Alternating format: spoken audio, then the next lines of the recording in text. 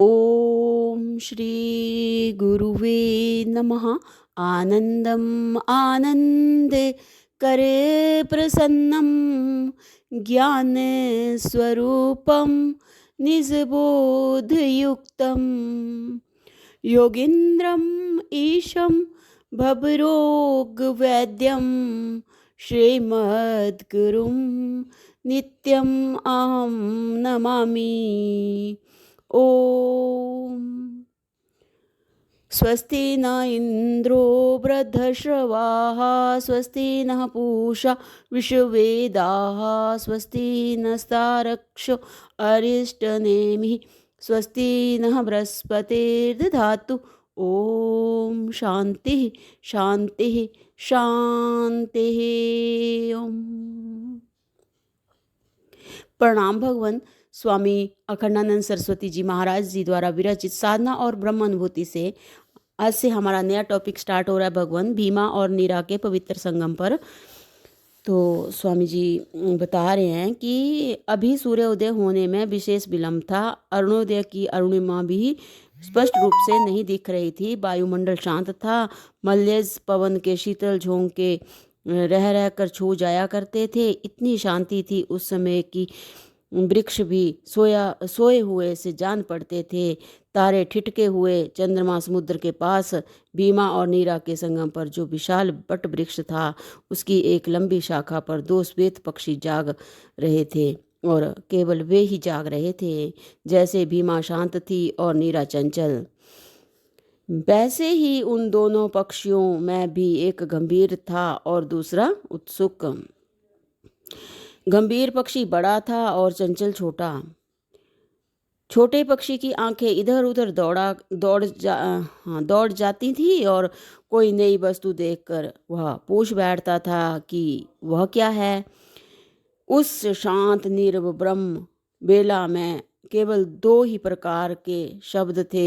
एक तो नीरा नदी की कलकल ध्वनि और दूसरे उस चंचल पक्षी के चापल्य मिश्रित उत्सुकता भरे बालोचित प्रश्न। भीमा और नीरा के मधुर संगम की ओर जो दो प्रिय सखियों के मिलन जैसा आनंद में था, दृष्टि जाते ही छोटे पक्षी को एक नवीन दृश्य दिख पड़ा। एक युवक जिसकी रेख अभी भीनी नहीं थी, झीनी सी चादर से अपना शरीर ढके हुए स्वस्तिकासन से ध्यान मगन बैठा हुआ था। ना उसकी सांस चलती दिखती थी और ना उसके शरीर में तनिक भी स्पंदन था। उसके जीवन का चिन्ह इतना ही था कि वह शांत स्थिर और गंभीर मुद्रा में बैठा था। छोटा पक्षी उसको जानने के लिए चंचल हो उठा। उसने बड़े पक्षी को संबोधित करके पूछा, भैया यह कौन है? क्या कर रहा है? क्या कर रहा है? यह कौन है? क्या कर रहा है? तुम तो अंतर्यामी हो, इसके मन की सारी बातें जानते हो, मुझे बताओ। इसके चित्त की स्थिति जानने के लिए मेरे मन में बड़ा कौतूहल है। बड़ा पक्षी जो हंस था उस समय बड़े शांत भाव से उस युवक की और ही देख रहा था, मानो युवक के हृदय की प्रत्येक गतिविधि उसकी आंखों के सामने हो और वह उसे देखकर मुग्ध हो रहा हो। हंस ने छोटे पक्षी को संबोधन करके कहा, वत्सल मैं तुम्हारे जो हंस ने छोटे पक्षी को संबोधन करके कहा, वत्सल मैं प्रायः तुम्हारे प्रश्नों को टाल दिया करता हूँ। इसका यह कारण नहीं है कि मैं तुम्हारी उपेक्षा करता हूँ।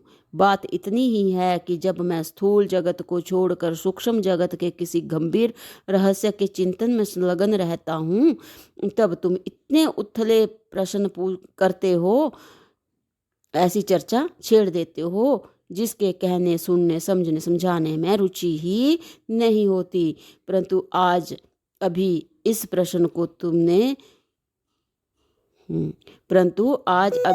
समय जो प्रश्न तुमने किया है वह इस अवसर के अनुकूल ही है, क्योंकि मैं मन की आंखों से देख रहा हूँ।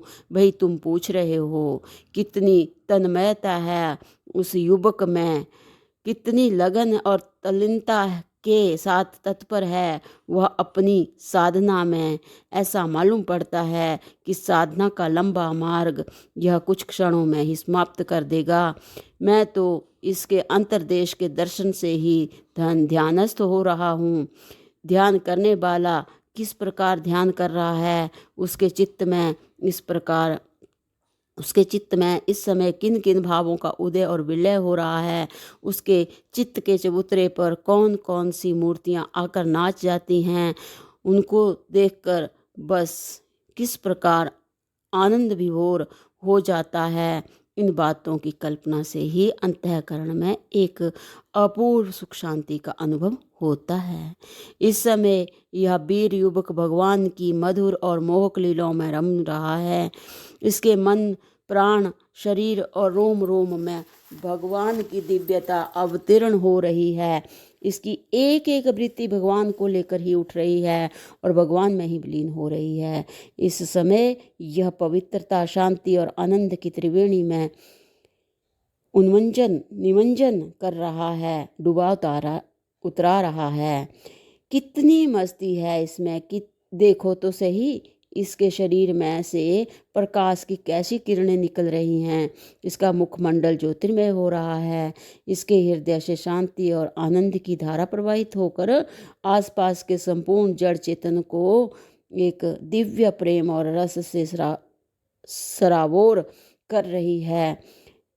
ऐसा जान पड़ता है कि यदि इसी प्रकार इसका ध्यान चलता रहा तो थोड़े ही समय में इसकी संपूर्ण प्रकृति का परिवर्तन हो जाएगा और न केवल इसका अंतःकरण ही बल्कि स्थूल शरीर भी अत्यंत दिव्य और नारायणमय हो जाएगा। वत्सल ने कहा, हे राजमराल, शिव भगवान की कृपा से आपको महान सिद्धि प्राप्त है। आप दूर की वस्तु देख सकते हैं, दूसरे की मन की बात जान सकते हैं। भूत और भविष्य, दूर और निकट की सभी वस्तुएं आपके लिए कर अमलकवत हैं। दूर और निकट की सभी वस्तुएं आपके लिए कर अमलकवत हैं। आपसे कोई भी रहस्य अज्ञात नहीं है।